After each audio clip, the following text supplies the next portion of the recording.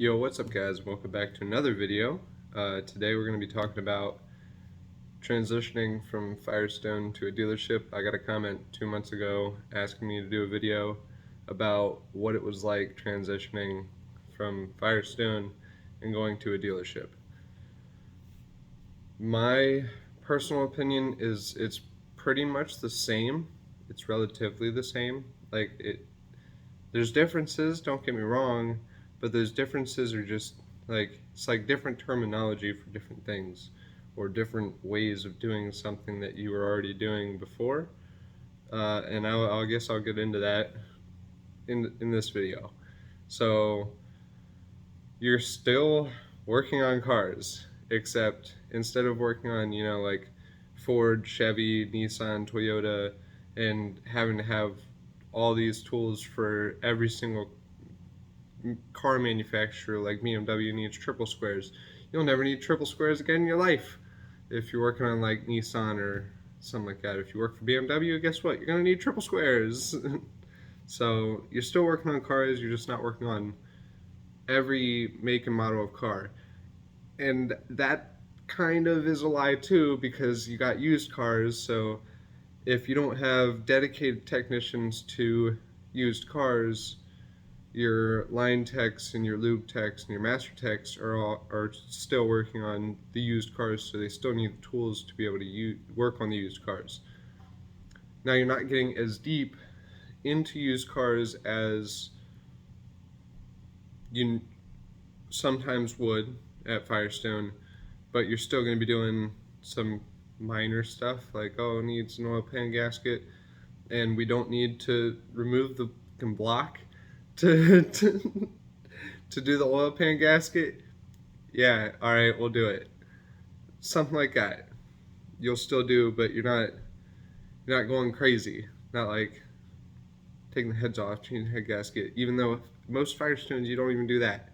So like you're still doing like Firestone type of work, but it's not as often, and it's on used cars. And normally the used cars don't need the amount of things that you would see at Firestone. Like the cars that would come into Firestone were like ship boxes. Like they were ship boxes. Like I don't know how else to explain it. You're not working on like 60,000 mile and under cars. Like sometimes you are. Most of the time at Firestone you're working on cars like over 100,000 miles.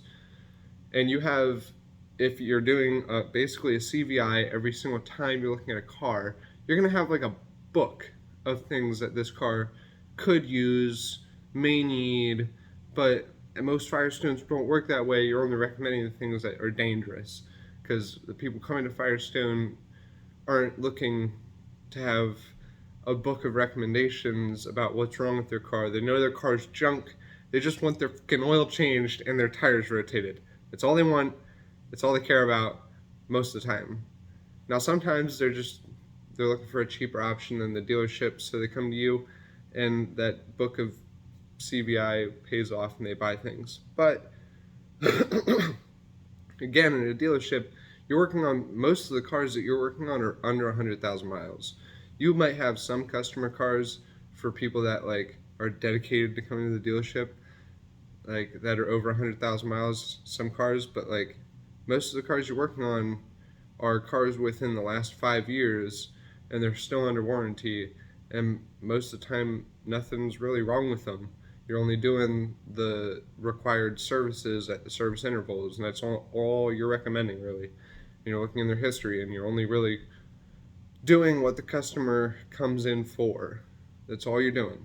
The dealership isn't really, in the end, Firestone's looking at the mechanics to make them money. At the dealership, in the end, the mechanics are keeping people who bought the cars at the dealership happy.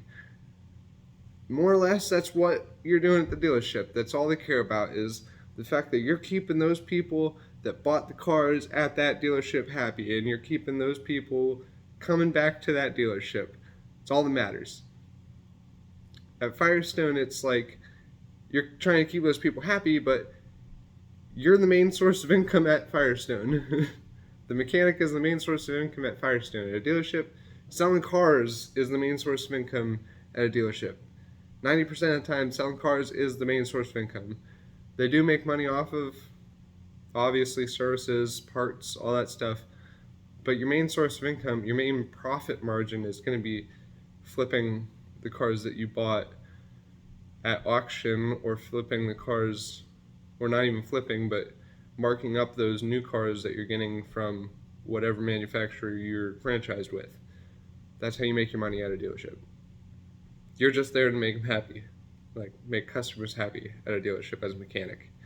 So you're still working on cars, it's just you're not doing the amount of things that you were doing before, I would say.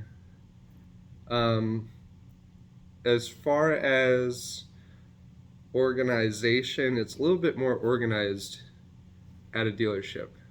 So like at Firestone, you have, your maintenance tech, and you have a C tech, and A and B tech. And then you have management, and they have the SSS. But like, it's not clear on how to get to those levels, and it seems to me that a dealership is just a little bit more organized there. Like at Firestone, they tell you, like, okay, you're a maintenance tech. Whenever we think you're ready, and you're able to turn enough hours in a week, we'll turn you to a flat rate technician, and you're a C tech now. Okay? But from there, it's like, okay, so getting from a C tech to a B tech, how do you do that? So what they tell you is like, okay, you have to have this many years in the company to be a senior or whatever, and you have to have this many ASEs to be a B tech. Now, that's not always true.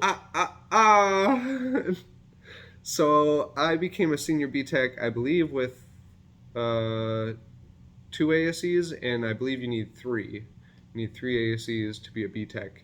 And I became a senior B tech with 2. And they were going to move me, I guarantee you they would have moved me to an A tech if I would have stayed without having to get the ASEs. So like, it's weird at Firestone, like more or less it's longevity rather than how many ASEs you have. At a dealership, it's a little bit more organized, being the fact that like when you first start at a dealership, you're a trainee or a lube tech or a maintenance tech.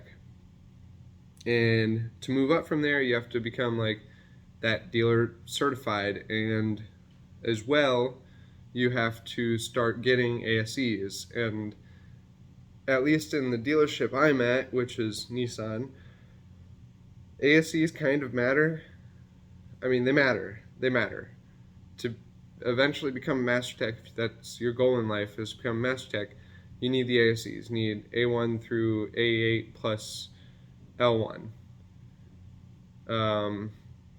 So they matter. And along with the ASEs, you also have dealer certs.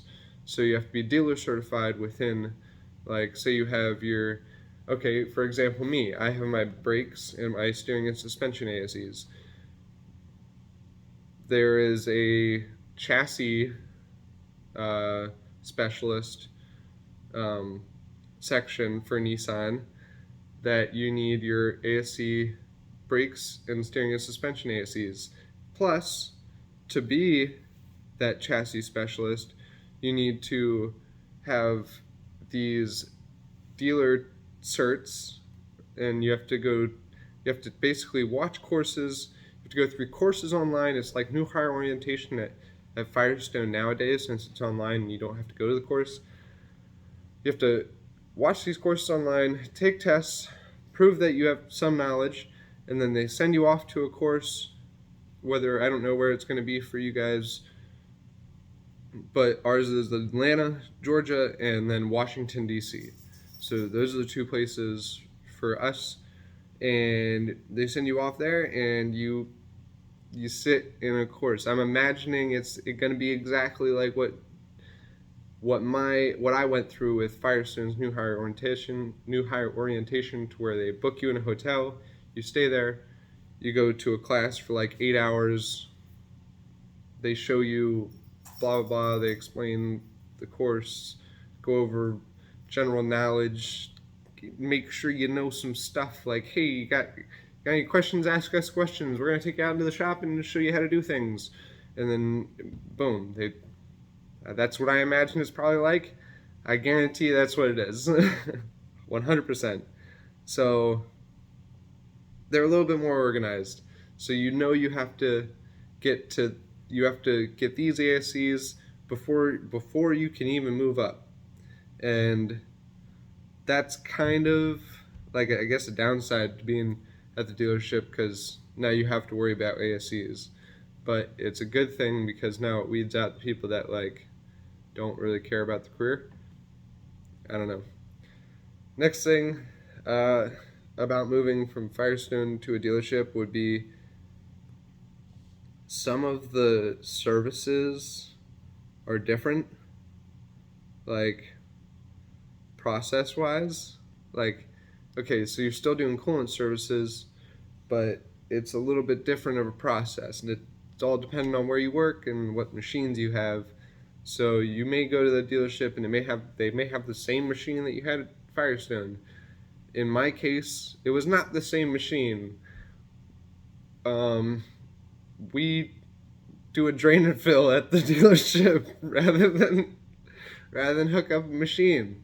And I'm not gonna I'm nothing against it. I'm doing what I'm told. That's what I'm doing. I'm doing what I'm told. We do drain and fill. They're like, hey, it gets out more of the coolant than a machine does. At Firestone, we used a coolant exchange machine. You warmed up the engine, got the thermostat open. You poured in like this cleaner, ran the engine, got the thermostat open, turned off the engine, hooked up the machine, you wanted to have the machine hooked up before you did all this, because you're not dealing with hot coolant and taking off hoses. So you hook up the machine, put the cleaner in. You're not supposed to run the cleaner through the machine, but hey, shh. If you don't tell, I won't tell. So you put the cleaner in, you hook up the machine, you put it on loop, you let it run, wait until the thermostat opens, turn off the car, and then you put the machine in service mode, and it takes old coolant from one jug at the bottom of the machine, or it takes new coolant from one jug at the bottom of the machine, and it forces it through the system, and simultaneously it's pushing out that old coolant and pulling a vacuum on that old coolant into the used jug. So there's no air pockets that can happen, That's just a difference. Along with fuel system cleanings, we do them different. So it's same services, just different process, and it's a learning. Like, you learned it one way this whole entire time. Now you gotta forget all that shit and learn it a different way. That's it. One thing I will say is, a lot of people going from Firestone to a dealership, you hear a lot, man, if you move to a dealership, it's less time. They're gonna get with warranties. You're gonna get, man. That's not exactly true. Okay, not exactly true. If you're a lousy employee and they hate you, yeah, you're probably gonna get stuck with work most of the time. But if you're a decent employee and you do your job and they like you, or they don't mind you, no, that's not the case at all. They make sure everybody gets a fair amount of hours and things go around. And in most cases, there's actually more time at the dealership just because there's used cars. And there's a good amount of used cars. And as long as there's not specific used car technicians, Line, Lube, and Master Techs get used cars. So you can still make a good amount of money. And there's a good amount of money within things. But in the end, like, sometimes are better at the dealership, sometimes are worse at the dealership. It's just all dependent. And I think it's pretty evened out between Firestone and the dealership. Now, I will say, at the dealership, you get more time on things, but they're expecting you to be way more thorough than what Firestone is expecting of you. Firestone's expecting you to get the job done as quickly as you can with the least amount of fuck ups. Dealerships like get the job done right. Period. Just get it done right. We don't care how long it takes you. Get it done right. Don't fuck up. And that's one difference from Firestone and a dealership. Firestone's more lenient towards messing up. Dealership's more like, nah, dude, nah.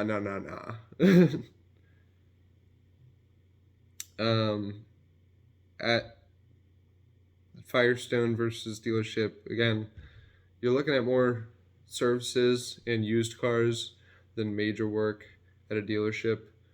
And even at Firestone, you're not looking at like major work, but at Firestone, I was doing ball joints, water pumps, stuff like that.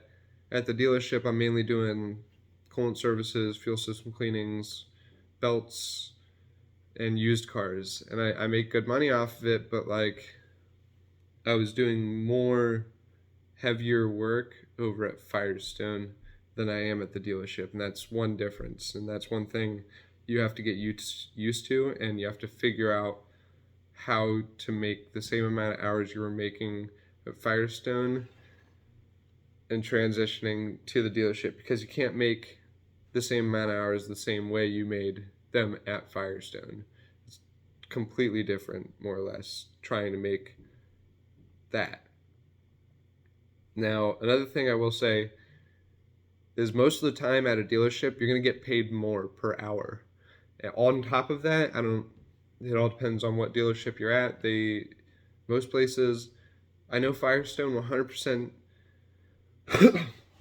The one thing that made me like really question really whether I wanted to work at Firestone or not is like they put out this thing at the beginning of the year, I think it was 2022 or 2023 or something like that, announcing a new like monthly incentive program.